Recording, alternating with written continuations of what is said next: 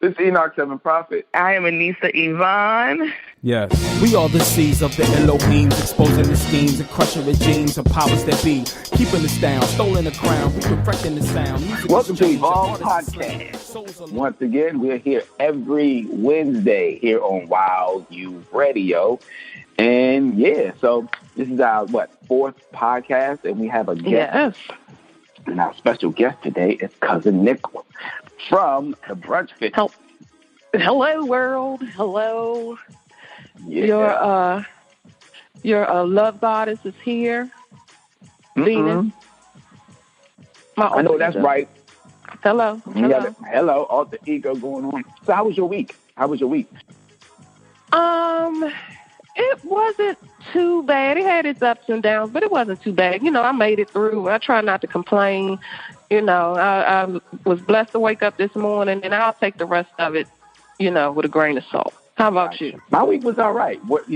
This past weekend, I actually photographed or documented a funeral, which was kind of weird in a sense because I knew the person who passed away. And my friend, who we was in a rap group together, the rap group was called DPE, Darn Good, Princess of Controversy, and myself. So anytime they have any family functions, I may get invited to take photos or just to be among, his family. Anyway, so I knew everybody by face and or by name. This particular young lady was his mother-in-law. So his wife wanted me to document the funeral. Now, mind you, I knew his mom. I knew his mother-in-law. She was a very dope lady. Every time she saw me, she'd greet me. She'd talk to me. She wouldn't make me feel uncomfortable if I'm, she wouldn't make me feel uncomfortable. She'd make me feel like a part of the family. And also, she loved my music. And anytime we'd do a show, she'll come and ask, hey, when is Enoch performing? Or when y'all performing? Because I came to see Enoch and y'all perform, and then I'm leaving. So she was a real champion when it came to supporting the music and what I did and what her son-in-law did.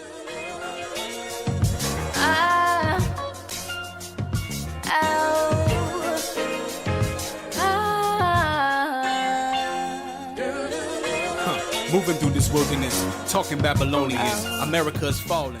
Prophecy. It was cool, Like how did that sit with you? How did that kind of sit with you? Because it sounds like you appreciated doing it or being asked to do it, but just knowing the person, was it kind of heavy a little bit? It was heavy because I had 2 days to get my life together, basically to stay focused and to shoot and to get the shots that I needed to get to make the occasion a memorable one, if I could say that.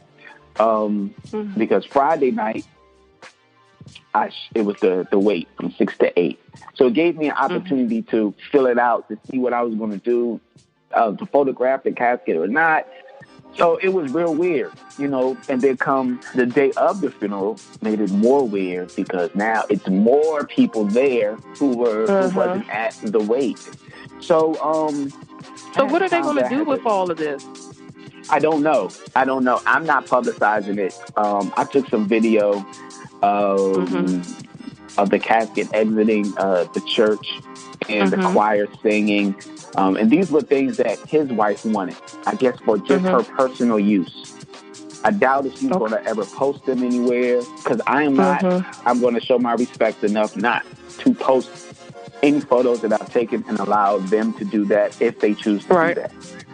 Come to find out, mom and dad were together for 50 years. They wasn't married. They were common law husband and wife.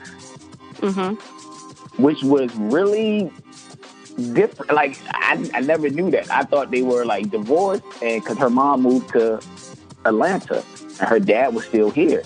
So every time they do a function, her mom would show up, and her dad and her mom was very cordial. You know what I'm saying? So I was like, oh, they must be divorced, but they still find a way to be cordial with each other. Come to find out, at the funeral, when everything kind of comes out, is that mom and dad were common law married for 50 years. And they still was common law married, even though moms moved to Atlanta, dad was still here. They were still common law married. Like, it was, I was like, damn. You know, you learn a lot. You learn a lot at the funeral. You know that. You like when everybody passed away. You know that Uncle Rick, he got 4 or 5 babies across weddings, funerals, and baby showers. Yeah, you know. What? Weddings, funerals, and baby showers. Yeah, man. It's just like that's was weird. Lot. It was weird. And then that same day, my nephew was in town, and I was taking photos of him and his fiance for their engagement wedding photos, like their engagement announcement. So he came from North Carolina that same day, and I was documenting this funeral the same day too. So it was more so like life and death at the same time on the same day. And I had to balance all of that out. Like I had to, whatever energy I had at the funeral, I had to actually kind of way to transport all of that energy from myself to now transport the energy back into life, because now I had to take photos of my nephew and his soon-to-be wife. Yeah, it was weird. Yeah, it was because I'm just pondering on it right now, and I'm just like, ooh, like you ate a lot of veggies that day, didn't you? Did I? You had to get that back. You had to replenish. I had to replenish. Battery I had to on get up E. at like 6. It was on E like shit, because I had to get up at like 6. So I ain't really had time to get my health life together. So I was like, you know what? When I come back home, I'm going to do what I always do, you know, in the morning, but I just have to do it at night. So, yeah, it was crazy. It was crazy, but yeah, that was my week. And now it's, you know, some white lady told me that I'm very articulate. This is at a job interview. She's like, you're very articulate. What the fuck you want me to be? Not articulate? Yeah, like, see, my problem is my face says a lot of stuff that my mouth doesn't. So sometimes that gets me in trouble, because people like, I know what you want to say, you just not saying it. But I just, because I just gave her a look, and you can't see me, of course, and I just gave her a look like, what, every black person or every brown person, or what, I can't pronunciate and be okay? I don't know. I guess she thought, you know, I have no idea what she thought. She judged that book before. She judged the book. Judged the cover before she opened the book. Absolutely. It didn't even matter how dressed up I was. It didn't even matter if I was business attire or not. You know what I'm saying? It was basically how well spoken I was in this interview, and very detail oriented, and very how can I put it? Very articulate of what I wanted out of this damn interview. Like, she asked about money.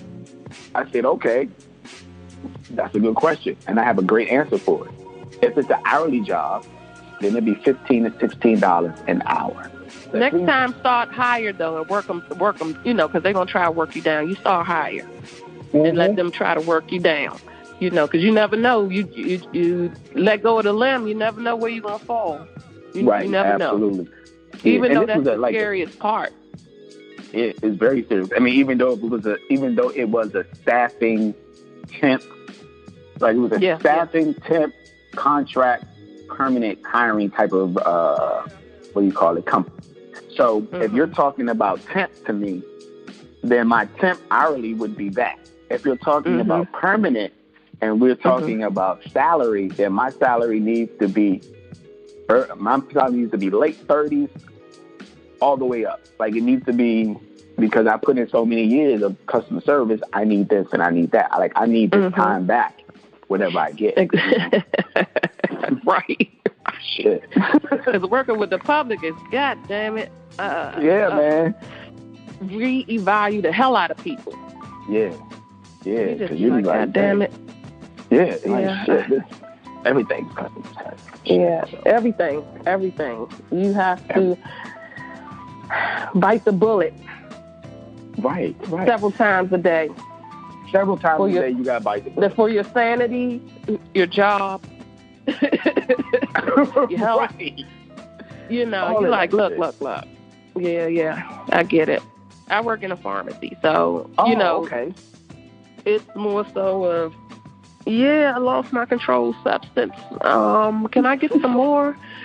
It's like, no. Well, why the hell not? Look, ma'am, I can't help you like that, ma'am.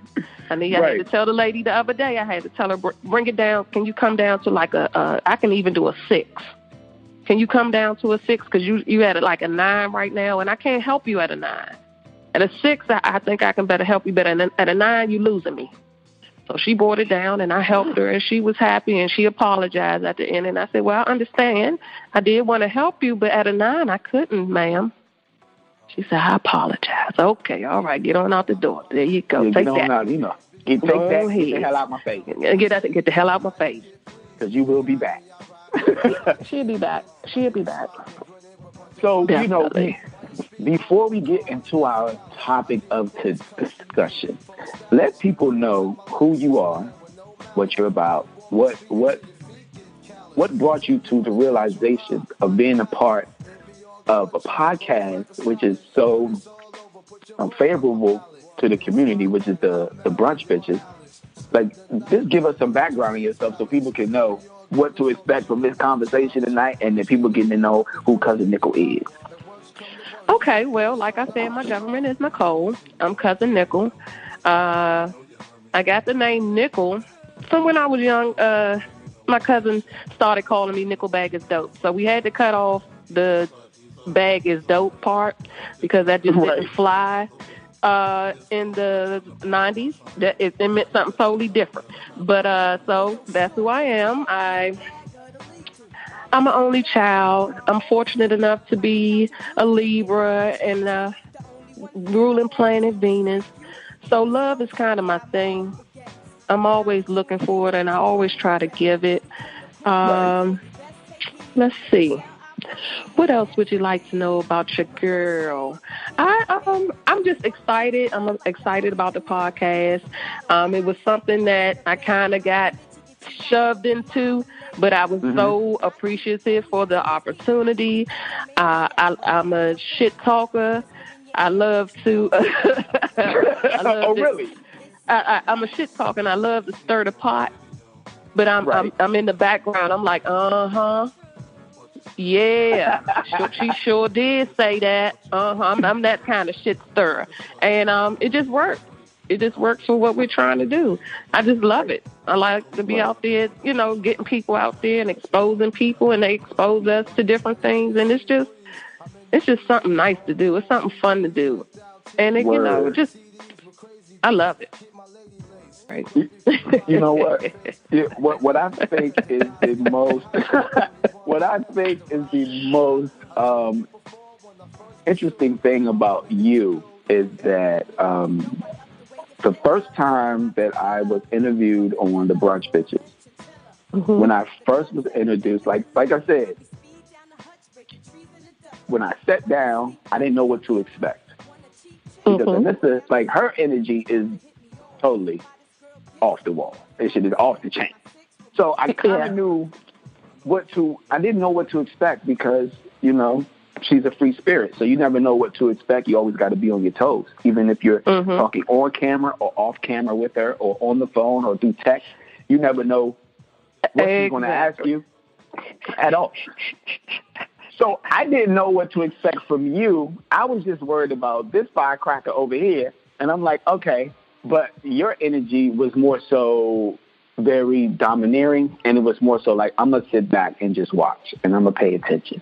And then whatever. I bring the calm.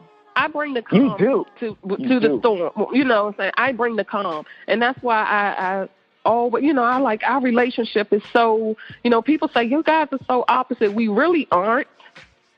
We are more alike than people know. But I just bring the calm to the storm. If you pick up what I'm putting down, you get it. So yeah, I got you. I definitely got you. Like to even see it. I'm the calm before the storm. Yeah. I try to be. I'm always the peacemaker. I they be like, go ahead, Nickel, try to get that together first. Go ahead, try to get that together.